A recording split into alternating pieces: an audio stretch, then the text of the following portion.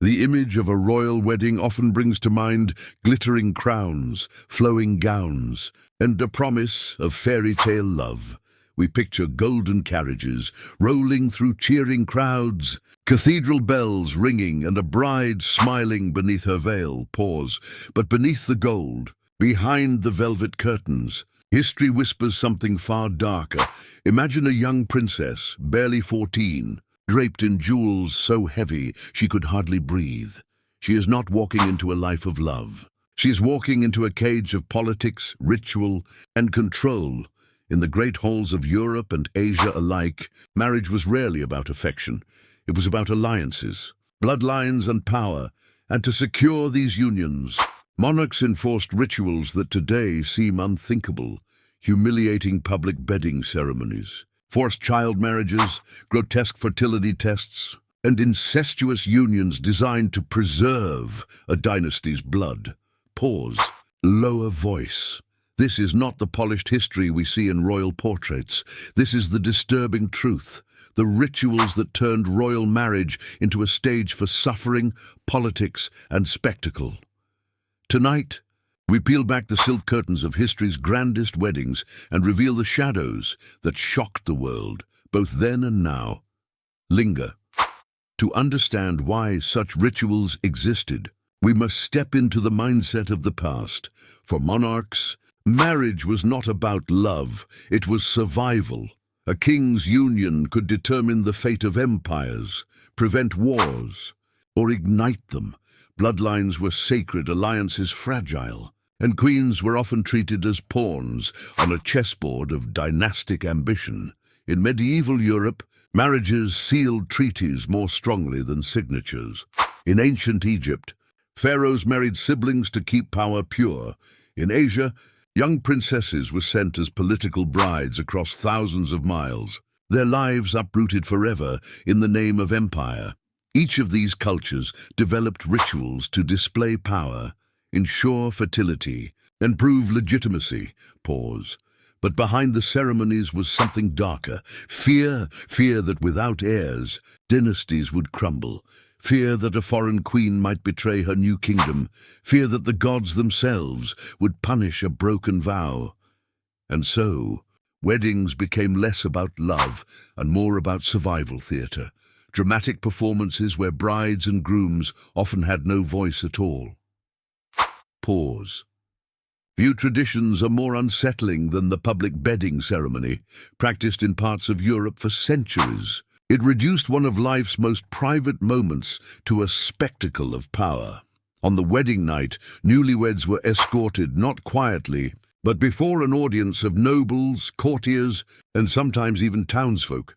The bride, often trembling, was stripped to her underclothes, while bawdy songs and crude jokes filled the hall. Curtains might be drawn, but the crowd would wait outside, eager for proof that the marriage had been consummated. Laughter, whispers, even cheers often accompanied this supposed rite of legitimacy. In France, England, and Russia alike, the ceremony served a grim purpose: to remove all doubt about succession. A royal heir was never simply a child, it was the future stability of an entire kingdom. If whispers of infidelity spread, wars could follow. Thus, consummation became not a private bond, but a matter of state. Pause. Now imagine being a young queen, barely 15, forced to lie beside a stranger while courtiers listened for evidence. The humiliation was beyond words, yet to refuse was to risk her crown, or even her life. The sanctity of marriage, the intimacy of love, was sacrificed on the altar of politics. What should have been sacred was turned into theatre. Linger, perhaps even darker, was the use of children as bargaining chips. Across Europe, Asia, and the Middle East, girls as young as 12, sometimes younger, were married off to kings and princes decades older than them. These were not unions of choice. They were contracts signed in ink and sealed with flesh. Catherine de' Medici was only 14 when she was wed to the French heir. Maria Antonia of Austria, later Marie Antoinette, was also 14 when she was sent to France.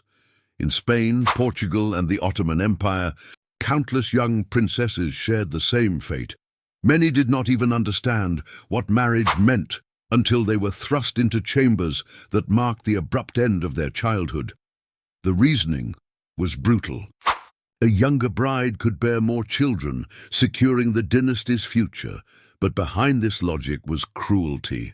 These girls were uprooted from their families, sent to foreign courts where new languages, new customs, and unfamiliar faces surrounded them. Every smile, every word, every gesture was scrutinized.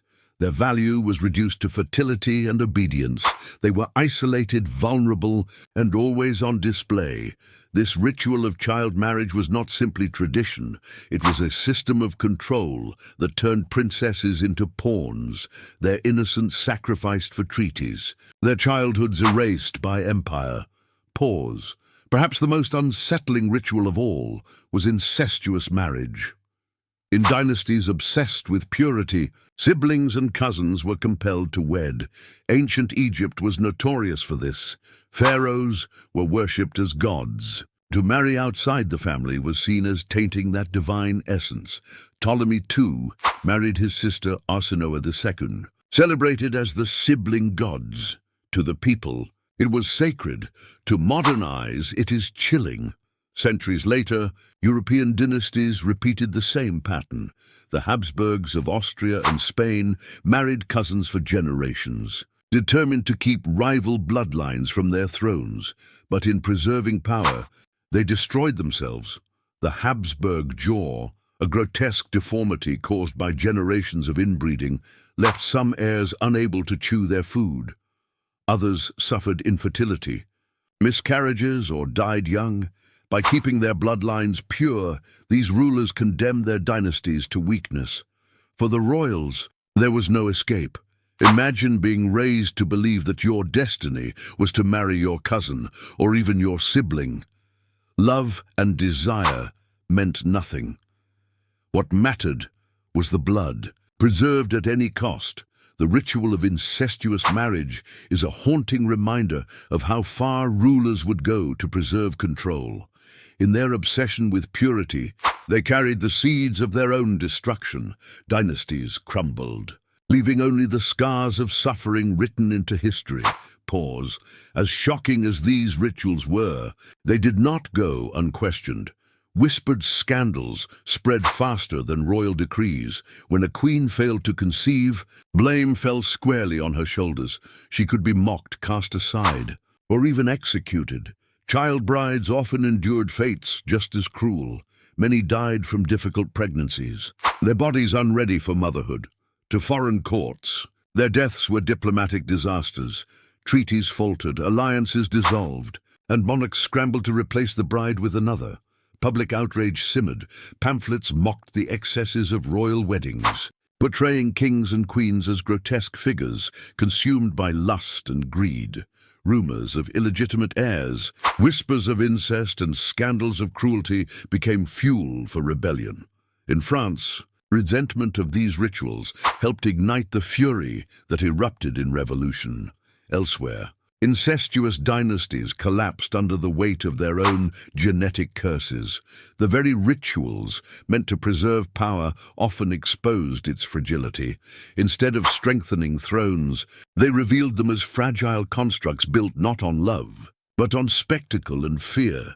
Crowns forged in cruelty carried within them the seeds of rebellion and the fall of kings. Pause. By the modern age, many of these disturbing rituals began to fade. The public bedding ceremony, once an unquestioned tradition, slowly became a scandalous embarrassment. Child marriages, though still practiced in some regions, began to face fierce criticism. The rise of Enlightenment thought placed new value on personal choice and human rights. Princesses were still political tools, but whispers of reform had begun. As for incestuous unions, the consequences had already spoken. The weakened Habsburg line forced dynasties to rethink marriage, opening the door to alliances not bound by blood. Alone, the decline of these rituals did not erase the suffering of those who endured them, but it signaled a shift, a sign that even the mightiest Traditions cannot stand when built on cruelty. Every ritual has its final case. Every dynasty faces its reckoning. Pause. Looking back, the disturbing rituals of royal marriages reveal a haunting truth. The lives of kings and queens were never fairy tales.